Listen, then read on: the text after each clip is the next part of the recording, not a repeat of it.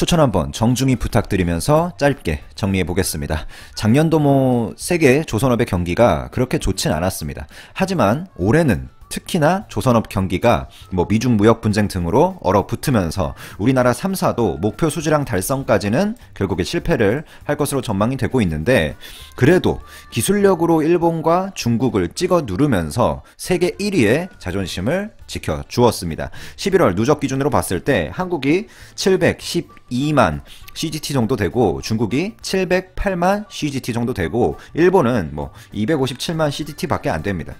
CGT가 이제 발주된 선박의 수량의 그 난이도, 건조 난이도 개수를 곱한 거죠.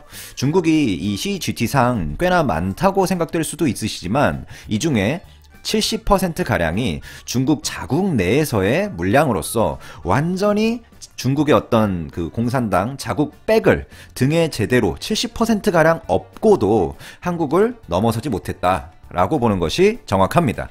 공정한 시장에서 붙었으면 중국 조선업계는 한국에 박살나서 줄도산 났을 것이 분명하죠.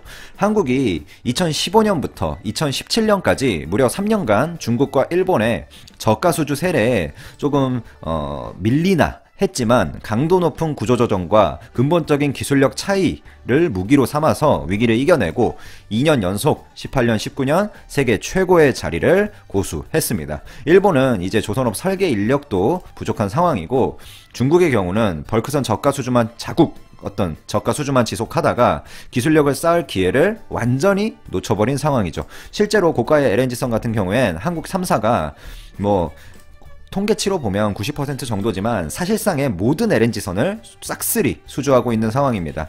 중국이 한때 LNG선 하나 두 개 수주했다가 인도 거부당했죠.